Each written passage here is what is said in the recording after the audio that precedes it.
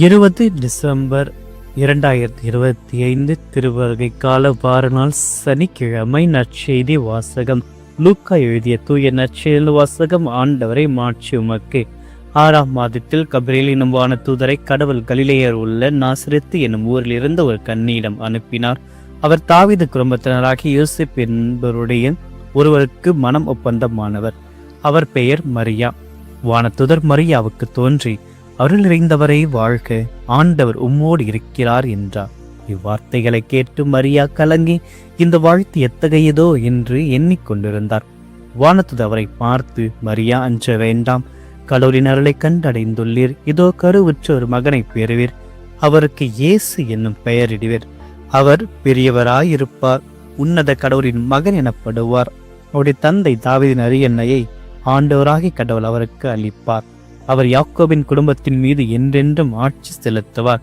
அவருடைய ஆட்சிக்கு முடிவே இராது என்றார். அதற்கு மரியா வானதூதரிடம், இது எப்படி நிகழும்? நான் கன்னியாயிற்றே என்றார். வானதூதர் அவரிடம், தூயாமையும் மீது வரும் உன்னத கடவுளின் வல்லமை உம்மில் நிழலிடம். ஆதலால் உம்மிடம் பிறக்கப் போகும் குழந்தை தூயது. அக்குழந்தை இறைமகன் எனப்படும். உறவினராகி எலிசபெத்தும் தம் முதிர்ந்த வயது ஒரு மகனை கருத்தரித்திருக்கிறார். கருவுரை இயலாதவர் என்று சொல்லப்பட்ட அவருக்கு 6ஆம் மாதம், ஏனெனில் கடவுளால் இயலாதது ஒன்றும் இல்லை என்றார். பின்னர் மரியா, நான் ஆண்டவரின் அடிமையும் சிறுபடியே எனக்கு நிகழட்டும் என்றார். அப்பொழுது வானதூதர் அவரை விட்டு அகன்றார். ஆண்டவரின் அருள்வாக்கு. கிறிஸ்துவே உமக்கு புகழ். இறையேசுவில் பிரியமான அன்பு சகோதரமே, திருவருகை காலத்தின் 3வது வாரத்தினுடைய இறுதி நாளிலும் இந்த வாரத்தினுடைய இறுதி நாள் இருக்கின்ற நமக்கு இந்த வாரம் முழுவதும் இறைவன் பலவிதமான ஆசீர்வாதம் வைத்து பலப்படுத்தியிருக்கின்ற அதற்காக இந்த நாளில் நாம் நன்றி கூறுவோம். தொடர்ந்து வருகின்ற கிறிஸ்து பிறப்பினுடைய வாரத்தை துவங்க இருக்கின்ற நம்முடைய இந்த ஒரு தருணத்தில் இறைவன் நம்முடன் பயணித்து இம்மானுவேல் கடவுளாக இருந்து நம் அனைத்து சூழ்நிலைகளும் நமக்கு பக்க பலமாக இருந்து தன்னுடைய அன்பை நம்மிடம் வெளிப்படுத்த நாம் அதை சுவைக்க நம்மையே நாம் தயாரோடு நிலை வைப்போம். இன்றைய நிலையில் இறைவன் மனிதர்களுடைய வாழ்க்கையில் வருகின்ற பொழுது அது எப்பொழுதுமே எதிர்வினையாக நெகட்டிவாக மாறாது. கடவுளால் இயலாது ஒன்றும் இல்லை என்ற ஒரு பாடத்தை ஒரு சிறிய கன்னியின் வழியாக, ஒரு சிறிய ஊரில் பிறந்த ஒரு நபரின் வழியாக அந்த இளம்பெண்ணுடைய வாழ்க்கையில் கடவுள் நுழைந்து தன்னுடைய திட்டத்தை நிறைவேற்றுவதன் மூலமாக அவளை அருள் நிறைந்தவராக இறைவன் மாற்றுகின்றார். நமக்கு நம்முடைய வாழ்க்கையில் பற்றிய பலவிதமான திட்டங்கள் இருக்கின்றது. ஒவ்வொரு நாளுக்கான பலவிதமான கனவுகளும் இருக்கிறது. அதற்கு இடையாக ஏதாவது வந்துவிட்டால் அது உள்ளே குழப்பத்தை உருவாக்குகிறது.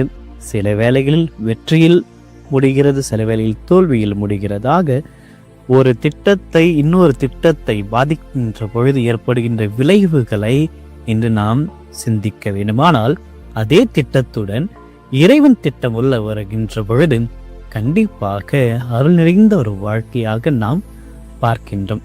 மரியனுடைய வாழ்க்கையை எடுத்து பார்க்கின்ற பொழுது கபிரியேல் தூதர் மரியாவை அணுகுகின்ற பொழுது ஏற்கனவே அருள் நிறைந்த நபராக, கன்னிமை நிறைந்த ஒரு நபராக மரியன்னை காட்சி அளிக்கின்ற பொழுது கபிரியேல் வானதூதர் அவை அருள் நிறைந்தவளே என்று வாழ்க்கை என்று வாழ்த்துகின்றார்.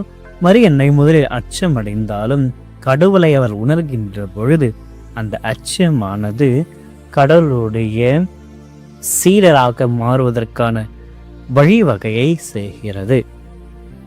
ஆகவே கடவுள் நம்மை தேடி வருகின்ற பொழுது நம் அச்சத்தை விட அவர் தரும் அருளின் மீது நம்பிக்கை வைக்க வேண்டும். அதைதான் மரியன்னையும் குறிப்பிடுகின்றார். இது எப்படி ஏறும் என்ற ஒரு விசுவாசத்தின் கேள்வியை மரியா கேட்டாலும் அதற்கு மாறாக அதற்கு பின்பு வருகின்ற நம்பிக்கையை நாம் உணர வேண்டும். நம்பிக்கையில் பேரில்தான் இது எப்படி இயலும் என்ற ஒரு வார்த்தையை மரியன்னை கேட்கின்றார். ஆகவே கேள்வி கேட்பது தவறல்ல, ஆனால் அந்த கேள்வி எப்படி நாம் உங்களுக்கு இன்னும் சிறப்பாக பணி செய்ய முடியும், அதை தான் மரியனுடைய கேள்வியில் இருக்கிறது. இது எப்படி இயலும் என்ற ஒரு கேள்வியில் எப்படி நான் ஆண்டவருடைய இறை திட்டத்தை சிறப்பாக செய்ய முடியும் என்ற ஒரு ஆர்வத்தை அதில் நாம் பார்க்க வேண்டும். அதன் மூலமாக தூய ஆவியானுடைய நிழலானது மரியன்னைக்கு வழங்கப்படுகிறது. மரியன்னை தன்னுடைய பலவீனத்தை உணர்ந்தாலும் அந்த பலவீனத்தை தாண்டி இருக்கின்ற கடவுளுடைய பிரசனத்தை உணர்ந்ததனால் அந்த பலவீனத்தை கண்டு அவர் அஞ்சவில்லை. நாமும் நம்முடைய பலவீனத்தை கண்டு அஞ்சாமல் கடவுளுக்கு ஆம் என்று குறிப்பிடுகின்ற பொழுது, அவருடைய திட்டத்தை நாம் நிறைவேற்றுகின்ற பொழுது அவருடைய வல்லமையானது நம்மில் வெளிப்படுகிறது. மரியனை போன்று முழுமையான ஒரு அடிமையாக, அதாவது அன்பின் அடிமையாக நம்மால் மாற முடியும். நான் ஆண்டருடைய அடிமையும் சிறுப்படி எனக்கு நிகழட்டும் என்று கூறிய அந்த அடிமைத்தனத்தில் அது பாதிப்பை அளிக்கின்ற அடிமைத்தனம் அல்ல, வழிகளை வேதனைகளை தருகின்ற அடிமைத்தனம் அல்ல, சுய மரியாதை இழக்கின்ற அடிமைத்தனம் அல்ல, மாறாக அது ஒரு சர்வன்ட் லீடர்ஷிப்.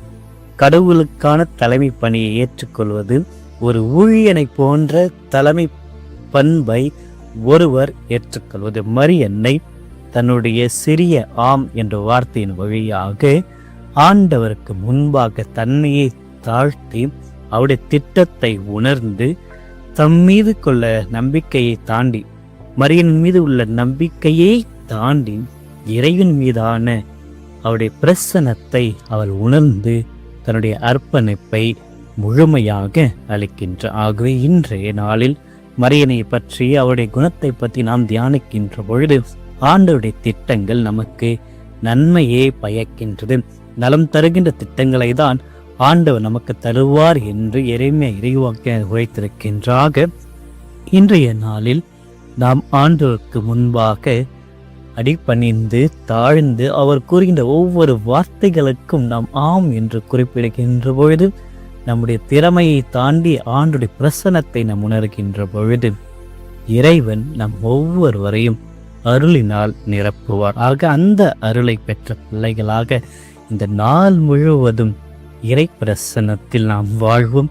இறைவன் நம் ஒவ்வொருவரையும் ஆசிரிப்பார். அவரால் இயலாதது ஒன்றும் இல்லை என்று உணர்ந்து நம்முடைய எல்லா தேவைகளையும் ஏக்கங்களையும் எதிர்பார்ப்புகளையும் ஆண்டவரிடத்தில் அளிப்போம். இறைவன் நம் ஒவ்வொருவரையும் நிறைவாக ஆசிர்வதிப்பாராக. ஆமென். மன்றளவுமாக இன்றும் வாழும் எல்லாம் இறைவா, இந்த நாளை எங்களுக்கு அளித்தமைக்காக போற்றுகின்றோம், புகழ்கின்றோம், ஆராதிக்கின்றோம், மக்கு நன்றி கூறுகின்றோம். இந்த காலை பொழுதில் அன்னை மரியலின் வழியாக நீர் எங்களுக்கு கற்பித்த ஒவ்வொரு பாடங்களையும் நம்பிக்கையும் உணர்ந்து உம்மை நாங்கள் போற்றுகின்றோம். ஆண்டவரே, இன்று நீர் எங்கள் வாழ்வில் நுழைகின்ற பொழுது எங்களுடைய பயங்களை அகற்றி அருளினால் எங்கள் ஒவ்வொருவரையும் நிரப்பியறலும்.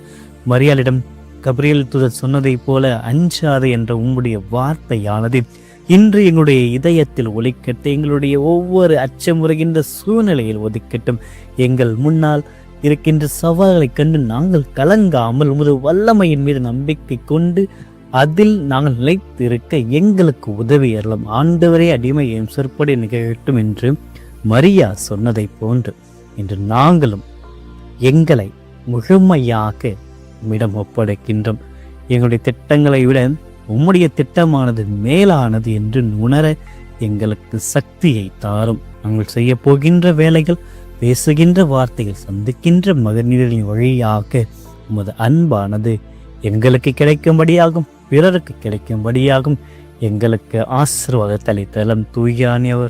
தூய ஆவியானவர் மரியாதை மீது நிழலிட்டதை போன்று, மரியாதை நிரப்பியதை போன்று இன்று எங்கள் ஒவ்வொரு வரையும் எங்களுடைய இதயங்களை வாழ்க்கையும் தூய ஆவியாரனால் நிரப்பியறலும். எங்களுக்கு அறிவுக்கு எட்டாத காரியங்களை நாங்கள் அறிந்து கொள்ள தூயனுடைய துணையானது எங்களுக்கு தேவைப்படுவதாகவே அளவுக்கு மீறி ஏற்படுகின்ற எங்கள் வாழ்க்கை போராட்டங்களை கண்டு நாங்கள் திகைக்கின்ற பொழுது கடவுளால் இயலாத ஒன்றும் இல்லை என்ற வாக்குறுதி எங்களுக்கு மீண்டும் மீண்டுமாக நினைவுக்கு கொண்டுள்ளோம். ஆண்டவரே, நாங்கள் எதையை பற்றி கவலைப்படாமல் உங்களால் எங்களை மீட்க முடியும் என்ற நம்பிக்கையில் இருக்க வேண்டும். கடவுளால் இயலா என்ற வார்த்தையானது அவ்வப்பொழுது எங்களுடைய செவிகளில் ஒலிக்கட்டும். இதன் மூலமாக இன்று என்னுடைய இயக்கங்கள், ஜெபங்கள், கண்ணீர்கள், கவலைகள், வேதனைகள், சோதனைகள் அனைத்தையுமே உம்மிடத்தில் நாம் ஒப்படைக்கின்றோம். உம்மால் முடியாது என்றுமில்லை என்ற நம்பிக்கையுடன் எங்களுடைய ஒவ்வொரு மன்றாட்டுகளை, எங்கள் குடும்பங்களையும்,